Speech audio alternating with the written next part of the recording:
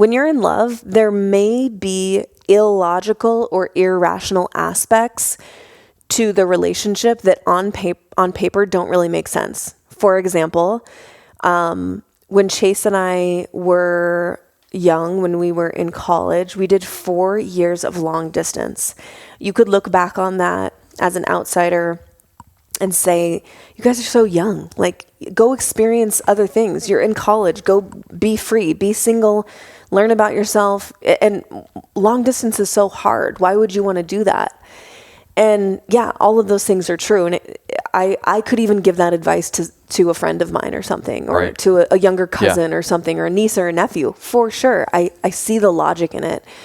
But with you, I knew I loved you. I was like, I don't want to be with anyone else. I don't need to experience those things. He's my best friend. I have so much fun with him. I love him, and this is where I want to be.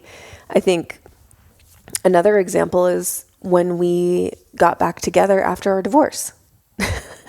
Like, no logic there. It did not make sense on paper. In fact, it wasn't even in my mind as an option because it didn't make sense, right?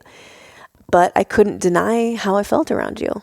I would have been a very sad shell of myself had I experienced what we experienced and said no to it because, what are people going to think?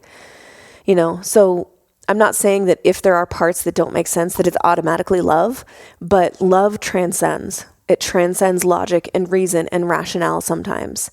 And if there's an aspect like that to the relationship that you can't really explain on paper, it doesn't really make sense, but you feel it, not like in your sex organs, but in your intuition, in your gut, and in your heart. Yeah.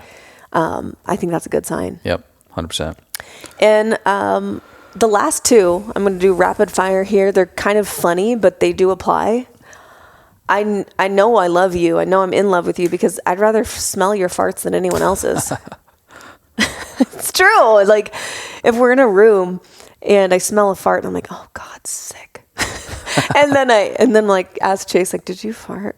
And you say yes. I'm like, okay, thank God. I'd rather smell your fart than anyone else's. I would say the same. That's actually a super underrated piece of advice here. And the last one is like, I know I love you because nothing on you is gross to me. Like, boom, I could done it. Lick underneath your toenail and it's not gross to me. This swollen mosquito bite that I have on my lower leg right now. If you need some saliva, just let me know. Wow. Thank you. Very hot stuff. I hope that's helpful. Thank you so much for listening. If you enjoyed that, check out right over here for some more fun clips. Oh, and you're going to want to subscribe. Bye.